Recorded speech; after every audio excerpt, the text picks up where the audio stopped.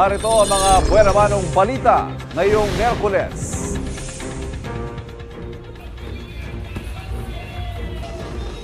Kami-kamilang fireworks at party sumalubong sa bagong taon sa Metro Manila. Ilang lungsod, binalot naman ng makapal na usok kasabay ng maulang panahon.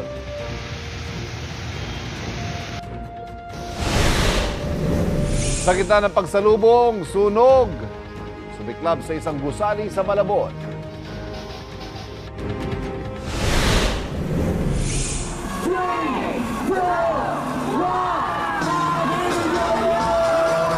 At ang mga all-out performances sa Kapuso Countdown to 2025.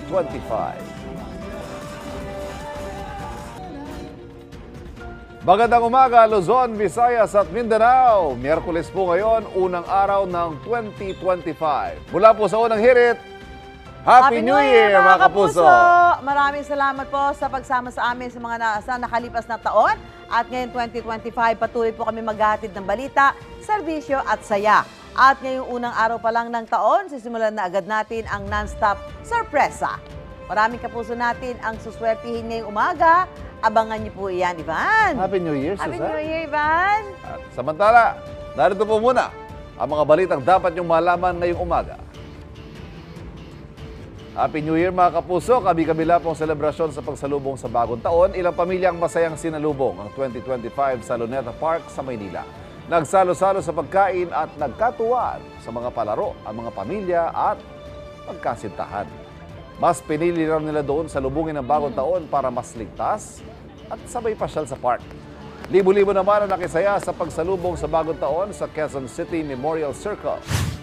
May fireworks display na, may kantahan pa. May ilang nagpaingay gamit ang torotot. Ay mapang kwento ng kasiyahan sa pagsalubong sa bagong taon, abangan mamaya sa unang balita. Dito ka lang ba? Dito lang? Oo, QC? dito lang ako, pero talaga namang ngayong umaga, di ba, yung madaling araw, paglabas ko, ay, medyo Haze, smog. oo. Haze. Haze o smog. Or smog, Pero oo, dulot, di ba? definitely dulot ng paputok yan. Kaya sana umulan para bumagsak na siya, di ba? Ito, paglabas ko ngayon, para medyo basa yung kalsada. Oo, hindi, sana tuloy-tuloy pa. Oo, Para tama. mas mabilis ang paglaba. Mabanlawan ng ano, yan. polusyon. Oo, samantala, kasunod naman ng fireworks display sa ilang lugar sa Metro Manila para sa pagsalubong sa bagong taon. Binalot ng usok ang ilang lugar sa Maynila. Ayan, kasabay ho yan ang pagbuhos ng katamtamang lakas ng ulan. Kabilang dyan ang sa P. Burgos, Jones Bridge at Divisoria sa Maynila. Nako, Ayan, yan yung sinasabi nasabi natin. namin na talagang medyo akala mo foggy. Pero ito bang paputok ngayon at pailaw, mas bongga kaysa sa mga nakaraang taon?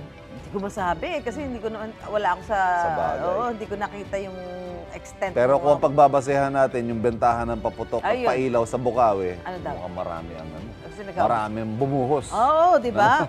Meron palang bumibili dyan, milyon ang ginagastos. Ay, ano? oo, 1,000,000 piso, Maraming milyon. malas ang gusto nila itaboy eh. Talagang dadamihan nila yung bibili Ang nila. malas ay nasa sa tao yan, di ba? Samantala, sa iba namang bahagi ng bansa, marami pong dumalo sa New Year's Eve Mass. Sa Baguio City, dagsa sa Baguio Cathedral ang mga tao sa gitna ng malamig na panahon. Napuno ang simbahan, kaya ang iba sa labasan ng katedral nakatayo habang idinaraos ang misa na nagsimula alas 10 kagabi. Dagsa rin ang mga tao sa Santa Rita Cathedral sa Bontoc Mountain Province para sa New Year's Eve Mass. Alas 10 din nagsimula ang misa kagabi. Bantay sarado ang mga pulis para sa kaligtasan ng lahat. Nakakatuwa pagka ganyan, yung mga talaga makikita mo may mga pupunta sa simbahan para sumimba, magmisa, ganyan, di ba? Kahit pa paano ano sila, alam nila what to do. Pero pinakamainam ho dyan talaga, yan, dasal, Dasal, samahan mo ng gawa. gawang mabuti. Tawa, gawa mabuti, sipag, yan. Diyan ka suswertehin, di ba? Baka magkamali kayo sa gagawin niyo. Gawang mabuti.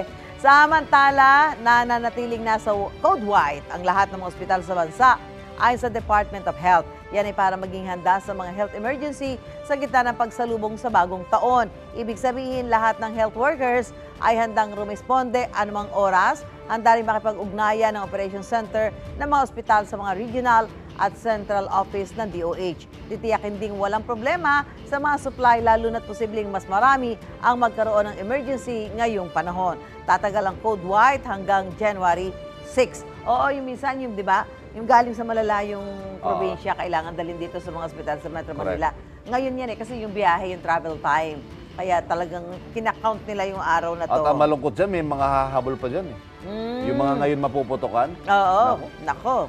Tsaka mamaya alas 12 ng tanghali niyan. Karaniwan yan, alas 12 ng tanghali. Naku, Magkakaroon ng press conference ng DOH. Para mag-update. Malaman natin kung mas mataas ba yung bilang ng mga naputukan ngayong salubong 2025 kumpara nung nakaraang taon. Samantala ito, sunog sa pagsalubong sa bagong taon. Nagkasunog sa isang commercial establishment sa Barangay Flores sa Malabon City. Nagsimula ang apoy bago mag-alauna ng madaling araw kanina. Ay, ito pala yung nakita ko. Umakit ang sunog sa ikatlong alarma, pero ayon po sa Bureau of Fire Protection, confined na ang apoy. Walang naiulat na nasaktan o nasawi dahil sa insidente. Patuloy ang investigasyon sa sanhi ng apoy. Wala nakita ko pa yun na bago pa ako natulog na. Sabi ko may sunog. Mabuti naman at nagkakasunod-sunod yung mga sunog na may namamatay. Oo, mga iba kahapon yung 5, di ba? Samantala, katumbas po. Ibang balita muna tayo. Katumbas ng halos 200 proyekto ang 26 billion pesos sa pondo ng Department of Public Works and Highways na binito ni Pangulong Bongbong Marcos sa 2025 budget.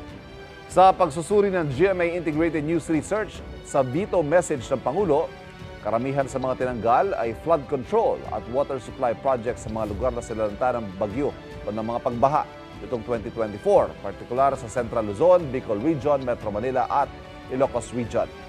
Paliwanag ni Budget Undersecretary Gades Libiran, hindi malinaw o hindi pa handang ipatupad ang mga naturang proyekto kaya inalis. Pinatatanggal din ang pondo para sa 168 billion pesos na unprogrammed appropriations o yung mga proyektong wala pang malinaw na pagkukunan ng pondo. Kasama riyan ang iba't ibang pondo para sa mga benepisyaryo ng Pantawid Pamilyang Pilipino Program o 4Ps, pabahay at pensyon ng senior citizen indigents. Una na sinabi ng Pangulo na kailangan magbawas para hindi masyadong lumaki ang budget deficit o kakulangan ng budget kumpara sa kinikita ng gobyerno. Yun, tama naman. Paliwanag ni Yusek Gades naman, may mga ibang proyekto kasi hindi mo nga makita sa mapa. Yung mga ambiguous, di ba?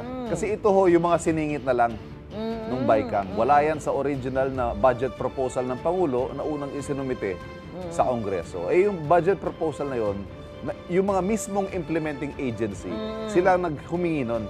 Silang may alam. Kailangan nila, alam nila kung saan ilalagay yung budget na yun, So, di ba? yung mga ibang siningit, pwede na siguro maghintay. Tsaka besides, 26 billion na nabito, 188 yung dagdag eh. Oo. So, meron mas marami pa rin naman yung na-retain. Kasi baka pag isiningit, ano lang yan eh, baka hindi naman talaga siya urgent, di ba? Alam mo naman Baka yung mga singit sa- sa BICAM, nagkakaroon ng magic. Baka gusto lang medyo kumita kita. Ayan, Happy New Year, Lynn and Kaloy! Happy New Year! Happy New Year! Sir Ivan and Mami Sue. And ito, Happy New Year, Kate Sot. Happy New Year para kay Ivan. Happy New Year! Happy New Year! Wow! Yan. Happy Oo New Year, nga, bro. no, tama. Happy New Year, Lynn. Happy New Year sa inyo lahat.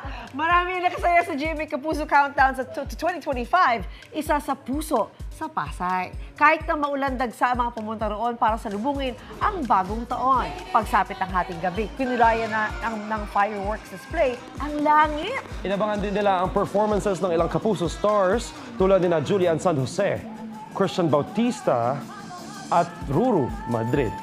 All out din sa kanilang New Year's performance ang P-Pop Kings SB19. Ang buong kwento niya nabangan mamaya sa unang balita. Wow! Dami na At kasaya. susunod daming ihihirit. Ang salubong 2025 sa beachfront ng Isla ng Boracay pinasaya ng engranding fireworks display. At ang sanggol na isinilang sa eksaktong pagpasok ng bagong taon, kilalanin. Generation Beta. Generation Beta. Manatiling nakatutok.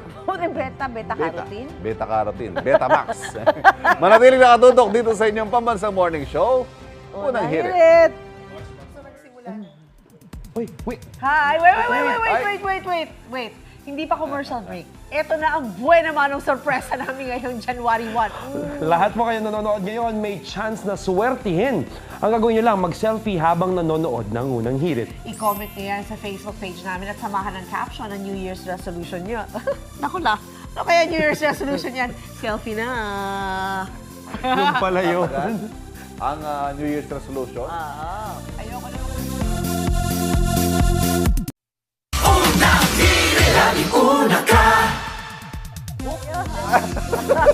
Oy! May sasabihin pa tayo! Mga kapuso, may New Year's resolution na ba ang lahat?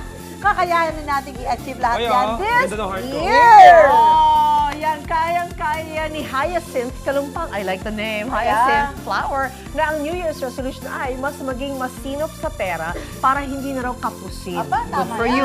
Live within your means. Eto, pampaswerte mo din si 1,000 pesos mula sa unang hirit. Congratulations! Mga kapuso, non-stop ang sorpresa para non-stop din ang blessings this 2025!